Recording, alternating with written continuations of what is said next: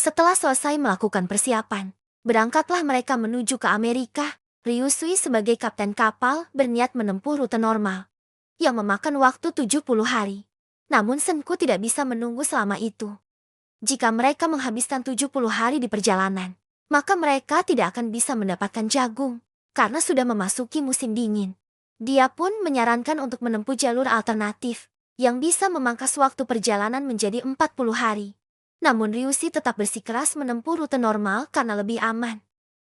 Rute 40 hari pilihan Senku memanglah cepat. Akan tetapi jauh lebih berbahaya dan membutuhkan tenaga ekstra untuk melewatinya. Rute yang sulit akan membebani para awak kapal.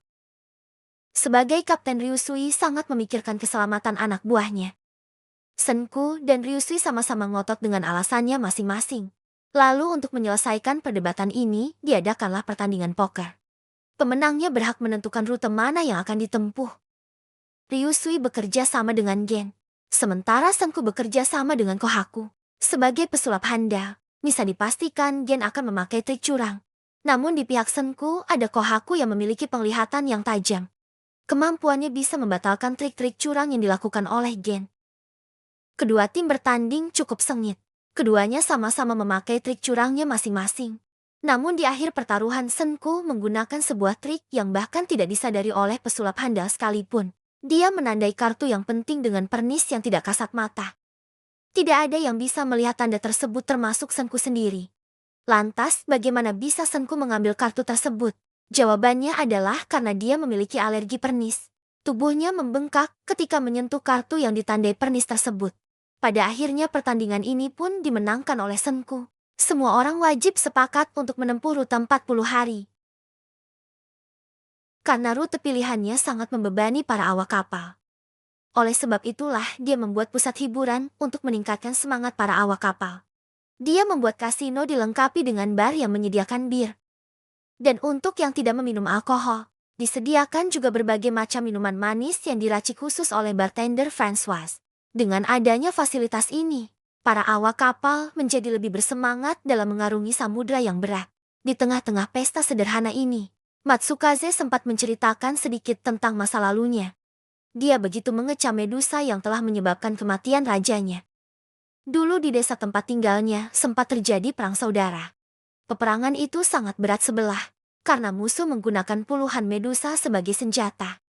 Masa lalu yang kelam itulah yang membuatnya termotivasi untuk berjuang.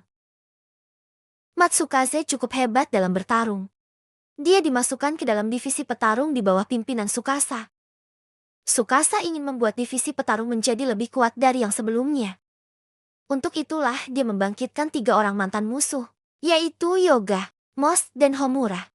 Dengan tambahan 3 petarung, kerajaan Sein sedikit bertambah kuat dari yang sebelumnya. Hari demi hari mereka lalui dengan penuh perjuangan. Mereka terombang-ambing menerjang badai, menghindari bongkahan es raksasa, menari-nari bersama ikan paus, hingga akhirnya tiba juga di dataran Amerika. Amerika sama saja dengan tempat-tempat lainnya. Cahaya pembatuan juga telah melumpuhkan negara superpower ini. Bangunan-bangunan megah khas Amerika seperti Jembatan Merah Raksasa, Patung Liberty, Gedung Pencakar Langit, Gedung Kembar WTC, semuanya sudah sirna. Sejauh mata memandang, hanya ada pohon dan orang-orang yang mematung saja. Tidak jauh berbeda dengan Jepang dan berbagai tempat lainnya. Senku dan kawan-kawan segera memarkir kapal dan mulai membagi tugas. Mereka membentuk 2 tim dengan tugasnya masing-masing. Satu tim akan menetap di kapal dan mengumpulkan sumber daya. Sementara satu tim lainnya bertugas menjelajah Amerika.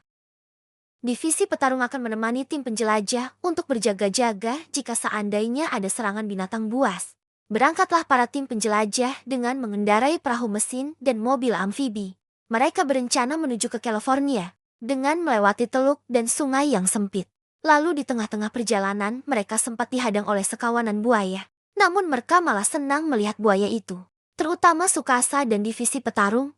Selama 40 hari terombang-ambing di lautan. Mereka hanya memakan roti-rotian saja. Mereka membutuhkan asupan protein untuk menjaga massa otot dan performa mereka dalam pertarungan.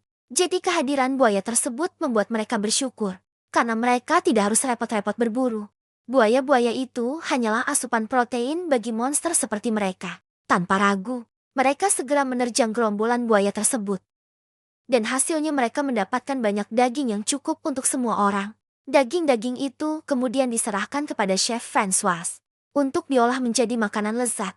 Karena ini di Amerika, François memutuskan untuk memasak burger. Orang-orang dari zaman modern sangat senang karena bisa menyantap makanan modern lagi. Sementara yang terlahir di zaman batu baru saja merasakan betapa nikmatnya burger Amerika.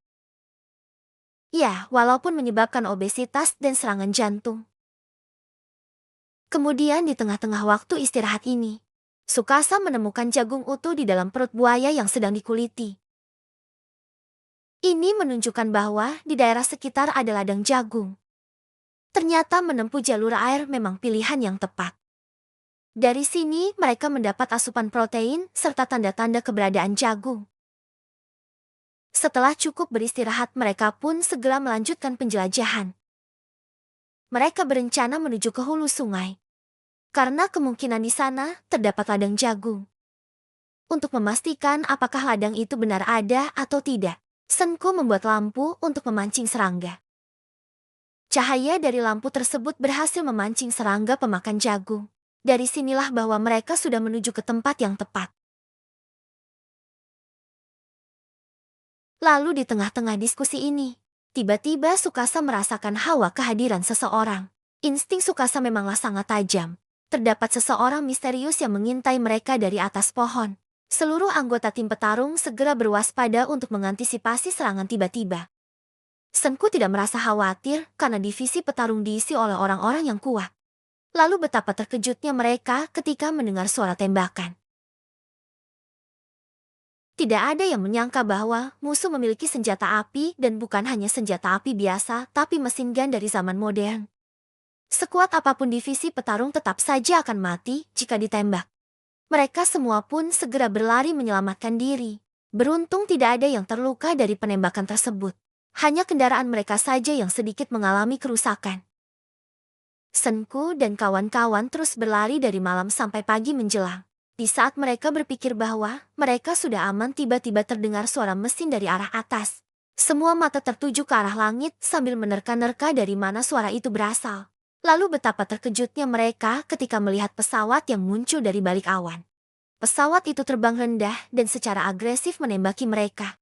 Tembakan itu berhasil menggulingkan kapal hingga memaksa mereka berenang di air. Tidak berhenti sampai di situ.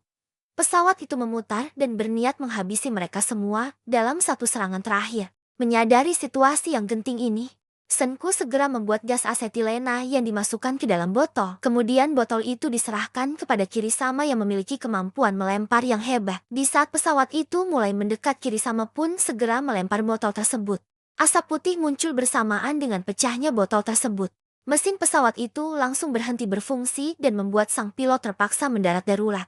Inilah efek dari gas asetilena. Gas itu tidak berbahaya bagi manusia, namun bisa dengan mudah merusak mesin yang canggih sekalipun. Senku dan kawan-kawan selamat dari serangan ini. Setelah itu, mereka tidak berniat kabur, tapi malah justru mendatangi lokasi di mana pesawat itu jatuh. Sang pilot sudah tidak berada di lokasi, yang artinya pesawat itu sudah menjadi barang rongsokan yang sudah dibuang. Tentunya Senku tidak akan menyia-nyiakan kesempatan ini. Dengan senang hati, Kerajaan Sains mengambil pesawat tersebut. Meski sudah rusak, pesawat itu tetaplah berharga dengan sedikit perbaikan.